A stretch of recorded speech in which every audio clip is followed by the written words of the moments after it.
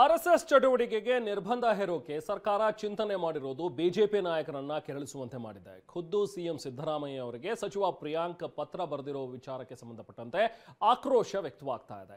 ಸುದ್ದಿಗೋಷ್ಠಿ ನಡೆಸಿದ ಸಚಿವ ಪ್ರಿಯಾಂಕ್ ಖರ್ಗೆ ನಿರ್ಬಂಧಕ್ಕೆ ಕೊಟ್ಟ ಕಾರಣ ಏನು, ಏನೆಲ್ಲ ಜಟಾಪಟಿ ನಡೀತಾ ಇದೆ, ಈ ಬಗ್ಗೆ ಕಂಪ್ಲೀಟ್ ಸ್ಟೋರಿ ಇಲ್ಲಿದೆ ನೋಡೋಣ.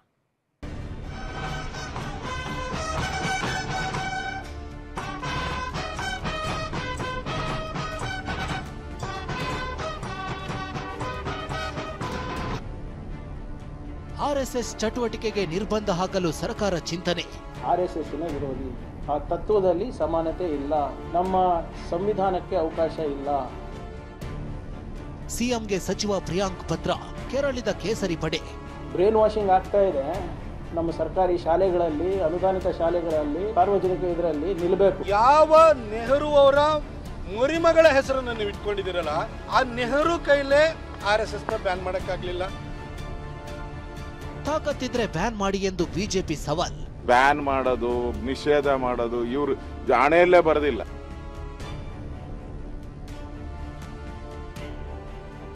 ಆರ್ಎಸ್ಎಸ್ ರಾಷ್ಟ್ರೀಯ ಸ್ವಯಂ ಸೇವಕ ಸಂಘ. ಕಾಂಗ್ರೆಸ್ ನಾಯಕರು ಆರ್ಎಸ್ಎಸ್ ಕಂಡ್ರೆ ಉರಿದುರಿದು ಬೀಳ್ತಾರೆ. ಪದೇ ಪದೇ ಆರ್ಎಸ್ಎಸ್ ಮೇಲೆ ಮುಗಿ ಬೀಳ್ತಿದ್ರು. ಆದ್ರೆ ಇದೀಗ ಇದೇ ಆರ್ಎಸ್ಎಸ್ ಚಟುವಟಿಕೆ ಮೇಲೆ ರಾಜ್ಯ ಸರ್ಕಾರ ಕಣ್ಣಿಟ್ಟಿದೆ. ಆರ್ಎಸ್ಎಸ್ ಚಟುವಟಿಕೆಗಳ ಮೇಲೆ ನಿರ್ಬಂಧ ಹೇರೋಕೆ ಗಂಭೀರ ಚಿಂತನೆ ನಡೆಸಿದೆ.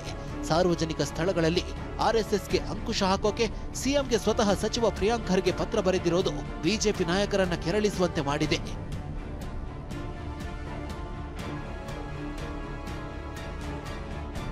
ಜನರಲ್ಲಿ ದ್ವೇಷ ಬಿತ್ತುವ ಕೆಲಸವನ್ನ ನಿಗ್ರಹಿಸಬೇಕು. ಆರ್ಎಸ್ಎಸ್ ಸರ್ಕಾರಿ ಜಾಗ ಬಳಸಿಕೊಂಡು ಶಾಖೆ ಮಾಡ್ತಿದೆ, ಇದಕ್ಕೆ ಕಡಿವಾಣ ಹಾಕಬೇಕು ಅಂತ ಸಿಎಂಗೆ ಪ್ರಿಯಾಂಕ್ ಖರ್ಗೆ ಪತ್ರ ಬರೆದಿದ್ದಾರೆ.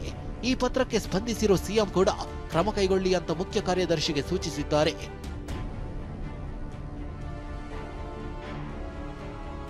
ಇವತ್ತು ಸುದ್ದಿಗೋಷ್ಠಿ ನಡೆಸಿದ ಸಚಿವ ಪ್ರಿಯಾಂಕ್ ಖರ್ಗೆ ತಾವು ಪತ್ರ ಬರೆದಿರೋದನ್ನ ಸಮರ್ಥಿಸಿಕೊಂಡಿದ್ದಾರೆ. ನಾನು ಆರ್ಎಸ್ಎಸ್ ವಿರೋಧಿಯೇ, ಸರ್ಕಾರಿ ಅನುದಾನಿತ ಶಾಲೆಗಳಲ್ಲಿ ಆರ್ಎಸ್ಎಸ್ ಚಟುವಟಿಕೆ ನಿಲ್ಲಬೇಕು ಅಂತ ಆಗ್ರಹ ಮಾಡಿದ್ರು. ಸ್ಪಷ್ಟವಾಗಿ ಹೇಳಲಿಕ್ಕೆ ನಾನು ಬಯಸ್ತಾ ಇದ್ದೀನಿ, ನಾನು ಹಿಂದೂ ಅಥವಾ ಹಿಂದೂ ಧರ್ಮದ ವಿರೋಧಿ ಅಲ್ಲ, ಆರ್ಎಸ್ಎಸ್ನ ವಿರೋಧಿ. ಆ ತತ್ವದಲ್ಲಿ ಸಮಾನತೆ ಇಲ್ಲ, ಆ ತತ್ವದಲ್ಲಿ ನಮ್ಮ ಸಂವಿಧಾನಕ್ಕೆ ಅವಕಾಶ ಇಲ್ಲ. ಸೊ ಇದೇನು ಬ್ರೇನ್ ವಾಷಿಂಗ್ ಆಗ್ತಾ ಇದೆ, ನಮ್ಮ ಸರ್ಕಾರಿ ಶಾಲೆಗಳಲ್ಲಿ, ಅನುದಾನಿತ ಶಾಲೆಗಳಲ್ಲಿ, ಸಾರ್ವಜನಿಕ ಇದರಲ್ಲಿ ನಿಲ್ಲಬೇಕು. ಆರ್ಎಸ್ಎಸ್ ಇತಿಹಾಸ ಕೆದಕಿದ ಸಚಿವ ಪ್ರಿಯಾಂಕ್ ಖರ್ಗೆ. ಇದಿಷ್ಟೇ ಅಲ್ಲ, ಆರ್ಎಸ್ಎಸ್ ಇತಿಹಾಸ ಕೆದಕಿದ ಸಚಿವ ಪ್ರಿಯಾಂಕ್ ಖರ್ಗೆ ಈ ಹಿಂದೆ ಆರ್ಎಸ್ಎಸ್ ಬ್ಯಾನ್ ಆದಾಗ ಕಾಲಿಗೆ ಬಿದ್ದು ವಾಪಸ್ ಪಡೆದ್ರು. ಎನ್ಜಿಒ ಅಂತ ರಿಜಿಸ್ಟರ್ ಕೂಡ ಆಗಿಲ್ಲ ಅಂದ್ರು. ನೋಡಿ, ಪಟೇಲ್ ಅವರು ಬ್ಯಾನ್ ಮಾಡಿದ್ರು. ನೀವು ಸ್ವಲ್ಪ ಇತಿಹಾಸದ ಪುಟವನ್ನು ತಿರುಗಿಸಿ ಓದಕ್ಕೆ ಕೇಳಿ ಆರ್ಎಸ್ಎಸ್ ಅವರಿಗೆ. ಬಂದು ಕೈಕಾಲು ಬಿದ್ದರು. We will follow the union government's diktat on the national flag. Our allegiance will be to the national flag ಅಂದಿದ್ದಕ್ಕೆ ಅವ್ರ ಬ್ಯಾನ್ ಅನ್ನು ತೆಗೆದಿದ್ದು. ಒಂದು NGO ಆಗಿ ರಿಜಿಸ್ಟರ್ ಕೂಡ ಮಾಡಿಸಿಲ್ಲ ಅಂದರೆ ದೇಶಭಕ್ತರು ಹೆಂಗೆ ಸರ್ ಆಗ್ತಾರೆ? ಯಾಕೆ ಸರ್ ಮೋಹನ್ ಭಾಗವತ್ ಅವರಿಗೆ ಅಷ್ಟು ಸೆಕ್ಯೂರಿಟಿ ಬೇಕು? Equivalent to the ministry of external affairs and home minister. Why does he need it? ಇನ್ನು ಪ್ರಿಯಾಂಕ್ ಖರ್ಗೆ ಪತ್ರಕ್ಕೆ ಕುಟುಕಿದ್ದ ರಾಜ್ಯ ಬಿಜೆಪಿ ಘಟಕ ಮಲ್ಲಿಕಾರ್ಜುನ ಖರ್ಗೆ ಅವರ ಫೋಟೋವೊಂದನ್ನು ರಿಲೀಸ್ ಮಾಡಿತ್ತು. ಖರ್ಗೆ ಅವರೇ ಖುದ್ದು ಆರ್ಎಸ್ಎಸ್ ಶಿಬಿರಕ್ಕೆ ಹೋಗಿದ್ದಾಗಿ ಟ್ವೀಟ್ ಮಾಡಿತ್ತು. ಇದಕ್ಕೆ ತಿರುಗೇಟು ಕೊಟ್ಟಿರೋ ಪ್ರಿಯಾಂಕ್ ಖರ್ಗೆ ಕೋಮು ಗಲಭೆ ಮಾಡದಂತೆ ತಾಕೀತು ಮಾಡಲು ಹೋಗಿದ್ರು ಅಂತ ಸ್ಪಷ್ಟನೆ ನೀಡಿದ್ದಾರೆ. 2007ರಲ್ಲಿ ಖರ್ಗೆ ಸಾಹೇಬರು ಹೋಮ್ ಮಿನಿಸ್ಟರ್ ಇದ್ದರು. ಶಿವಾಜಿನಗರ್ನಲ್ಲಿ ಇವ್ರದ್ದು ಒಂದು ಸಮಾವೇಶ ನಡೀತಾ ಇತ್ತು. ಪೀಸ್ ಕಮಿಟಿ ಮೀಟಿಂಗ್ ಆದಮೇಲೆ ಅವರು ಅಲ್ಲಿ ವಿಸಿಟ್ ಮಾಡಿ ಅವ್ರಿಗೆ ತಾಕೀತು ಮಾಡಿದರು.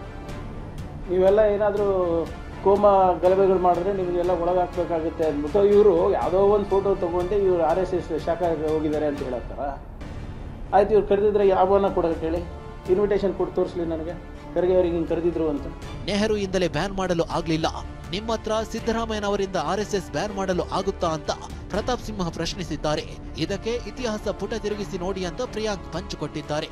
ಯಾವ ನೆಹರು ಅವರ ಮರಿಮಗಳ ಹೆಸರನ್ನು ನೀವು ಇಟ್ಕೊಂಡಿದ್ದೀರಲ್ಲ, ಆ ನೆಹರು ಕೈಲೇ ಆರ್ಎಸ್ಎಸ್ ನ ಬ್ಯಾನ್ ಮಾಡಕ್ಕಾಗ್ಲಿಲ್ಲ. ನೆಹರು ಮಗಳು ಇಂದಿರಾ ಗಾಂಧಿ ಕೈಲಾಗ್ಲಿಲ್ಲ, ಇಂದಿರಾ ಗಾಂಧಿ ಮಗ ರಾಜೀವ್ ಗಾಂಧಿ ಕೈಲಾಗ್ಲಿಲ್ಲ.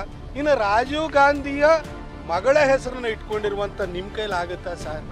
ನಿಮ್ ಸಿದ್ದರಾಮಯ್ಯನವ್ರ ಕೈಲಾಗುತ್ತಾ? ನೋಡಿ, ಪಟೇಲ್ ಅವರು ಬ್ಯಾನ್ ಮಾಡಿದ್ರು. ನೀವು ಸ್ವಲ್ಪ ಇತಿಹಾಸದ ಪುಟವನ್ನು ತಿರುಗಿಸಿ ಓದಕ್ಕೆ ಕೇಳಿ RSS ಅವರಿಗೆ. ಬಂದು ಕೈಕಾಲು ಬಿದ್ದರು. We will follow the union government's diktat on the national flag. Our allegiance will be to the national flag ಅಂದಿದ್ದಕ್ಕೆ ಅವ್ರ ಬ್ಯಾನ್ ಅನ್ನು ತೆಗೆದಿದ್ರು. ಪ್ರಿಯಾಂಕ್ ಗಂಡೋ ಹೆಣ್ಣೋ ಅಂತ ರಾಜ್ಯಸಭಾ ಸದಸ್ಯ ನಾರಾಯಣಸ ಭಾಂಡ್ಗೆ ಲೇವಡಿ ಆಡಿದ್ದಾರೆ.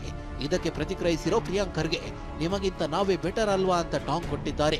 ಪ್ರಿಯಾಂಕಾ ಈ ಹೆಸರು ಗಂಡೋ ಹೆಣ್ಣು ಅನ್ನೋದೇ ಗೊತ್ತಾಗೋಲ್ದು.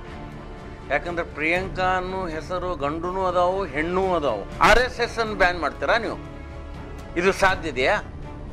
ಕಾಂಗ್ರೆಸ್ನ ಅಜ್ಜ ಮುತ್ತಜ್ಜ ಅವರಿಂದ ಆಗಿಲ್ಲ ಬ್ಯಾನ್ ಮಾಡಲಿಕ್ಕೆ. ಗಡಿಬಿಡಿನಲ್ಲಿ ಹುಟ್ಟಿದ್ದೀವಿ ಅಂದರೆ ಇವ್ರಿಗೆ ಹಿಂಗೆ ಗೊತ್ತಾ? ಇಲ್ಲ, ಹಿಂಗೆ ಗಡಿಬಿಡಿ, ಇದು ಗಡಿಬಿಡಿಯಾಗಿ ಹುಟ್ಟಿದ್ದೀವಿ ಅಂದರೆ ಇದೇ ಬೆಟರ್ ಅಲ್ಲ ಅವ್ರಿಗಿಂತ. ಅವ್ರು ಪುರ್ಸೊತ್ತಲ್ಲಿ ಹುಟ್ಟಿಸಿದ್ರೆ ಹಿಂಗೆ ಆಗೋದು. ಮೆದುಳು ಇಲ್ಲ, ಆ ಕಡೆ ಲಾಜಿಕ್ ಇಲ್ಲ. ಯಾವುದಾದ್ರೂ ಇದ್ದರೆ ದಾಖಲೆಗಳಿಟ್ಟು ಮಾತಾಡ್ಬೋದು. RSSನಲ್ಲಿ ಸ್ವಾತಂತ್ರ್ಯ ಹೋರಾಟಗಾರರೇ ಇಲ್ಲ, ನಾಯಕರೇ ಇಲ್ಲ ಅಂತ ದಿನೇಶ್ ಗುಂಡೂರಾವ್ ಹೇಳಿದ್ದಾರೆ. ಇದಕ್ಕೆ ತಿರುಗೇಟು ಕೊಟ್ಟಿರೋ ಈಶ್ವರಪ್ಪ, RSS ಅತಿ ದೊಡ್ಡ ಸಂಘಟನೆ, ವಿಶ್ವದಾದ್ಯಂತ ಪ್ರಶಂಸೆ ಇದೆ ಎಂದಿದ್ದಾರೆ. ಅದು ಇತಿಹಾಸದ ನೋಡಿದ್ರೆ ಗೊತ್ತಾಗ್ತದೆ. ಇಂಡಿಪೆಂಡೆನ್ಸ್ ಮೂವ್ಮೆಂಟ್ ಅಲ್ಲಿ RSS ಇಲ್ವೇ ಇಲ್ಲ. ಅದರ ಅವರ ಇತಿಹಾಸ. ಅವ್ರಿಗೆ ಯಾವುದೇ ರೀತಿಯ ಅವ್ರಿಗೆ ಅದಕ್ಕೋಸ್ಕರ ಸರ್ದಾರ್ ಪಟೇಲ್ ಬೇಕು, ನೇತಾಜಿ ಸುಭಾಷ್ ಚಂದ್ರ ಬೋಸ್ ಬೇಕು, ಭಗತ್ ಸಿಂಗ್ ಬೇಕು. ಯಾಕೆಂತ ಹೇಳಿದ್ರೆ ಅವರಲ್ಲಿ ಯಾರೂ ಇಲ್ಲ, ಅವರಲ್ಲಿ ಯಾವ ನಾಯಕ ಸಿಗೋದಿಲ್ಲ. ನಾಯಿಗಳು ಬೊಗಳಿದ್ರೆ ಏನೂ ಆಗಲ್ಲ. ಇವತ್ತು ಪ್ರಪಂಚದಲ್ಲಿ ಅತಿ ದೊಡ್ಡ ಸಂಘಟನೆ ಮೊದಲನೇ ಸ್ಥಾನದಲ್ಲಿರೋದೇ RSS. ಅದರ ಸಮಾಜ ಸೇವೆ ಇದನ್ನೆಲ್ಲ ಗುರುತಿಸಿ ಕೇವಲ ಹಿಂದೂಸ್ತಾನ್ ಅಲ್ಲ, ಪ್ರಪಂಚದ ಎಲ್ಲ ರಾಷ್ಟ್ರಗಳಲ್ಲೂ ಕೂಡ RSS ಬಗ್ಗೆ ಪ್ರಶಂಸೆ ಬಂದಿರೋದು ನಾವು ಕಾಣ್ತಾ ಇದ್ದೇವೆ. ಕಾಂಗ್ರೆಸ್ ಶಾಸಕನ ಶಾಲೆಯಲ್ಲಿ RSS ಬೈಠಕ್. ಇದೆಲ್ಲದರ ನಡುವೆ ಕಲಬುರಗಿಯ ಅಫ್ಜಲಪುರ ಕಾಂಗ್ರೆಸ್ ಶಾಸಕ MY ಪಾಟೀಲ್ ಒಡೆತನದ ಶಾಲೆಯಲ್ಲಿ RSS ಬೈಠಕ್ ನಡೆಸಿದೆ. ನಿನ್ನೆ ಸಂಜೆ ಅನುದಾನಿತ ಶಾಲೆಯಲ್ಲಿ ಪಥಸಂಚಲನ ನಡೆಸಲಾಗಿತ್ತು. ಈ ಬಗ್ಗೆ ಪ್ರತಿಕ್ರಿಯಿಸಿರೋ ಶಾಸಕ MY ಪಾಟೀಲ್, ನಮ್ಮ ಶಾಲೆ ಸಾರ್ವಜನಿಕರ ಸ್ವತ್ತು, ಎಲ್ಲ ಪಕ್ಷದವರಿಗೂ ಕಾರ್ಯಕ್ರಮ ಮಾಡಲು ಜಾಗ ಕೊಟ್ಟಿದ್ದೇವೆ ಎಂದಿದ್ದಾರೆ. RSS ದೇಶ ಒಡೆಯೋ ಸಂಘಟನೆ ಅಂತಾನು ಗುಡುಗಿದ್ದಾರೆ. ಇವತ್ತು ಹಿಂದಿನಿಂದಲೂ ಕೂಡ ಯಾರು ಕೇಳ್ತಾರೆ ಇದೇ RSS ಒಂದೇ ಅಲ್ಲ, ಬೇರೆ ಸಂಘಟನೆಯವರು ಕೇಳಿದಾಗ ಅವರ ಉತ್ತಮವಾದಂಥ ಕೆಲಸಕ್ಕೆ ನಾವು ಅವರಿಗೆ ಸಹಾಯ ಮಾಡಿದ್ದುಂಟು ಮತ್ತು ಆ ಸ್ಥಳವನ್ನು ಖಾಲಿ ಇದ್ದಾಗ ಕೊಟ್ಟಿದ್ದು ಅನೇಕ ನಿದರ್ಶನಗಳಿವೆ. RSSದವರು ಮಾಡತಕ್ಕಂಥ ವಿಭಜನಕಾರಿ ಕೆಲಸವನ್ನು ಮಾಡುವುದರಿಂದ ಅದಕ್ಕೆ ನಾವು ತಿರಸ್ಕಾರ ಮಾಡ್ತೇವೆ. ಯಾಕಂದರೆ ದೇಶವನ್ನು ಒಡೆಯುವಂಥ ಕೆಲಸ RSSದವರು ಮಾಡ್ತಾಯಿದ್ದಾರೆ. ಸದ್ಯ ಬಿಜೆಪಿ ಕಾಂಗ್ರೆಸ್ ಮಧ್ಯೆ RSSಗೆ ಅಂಕುಶ ಹಾಕುವ ವಿಚಾರ ವಾಗ್ಯುದ್ಧಕ್ಕೆ ವೇದಿಕೆಯಾಗಿದೆ. Bureau report, TV9.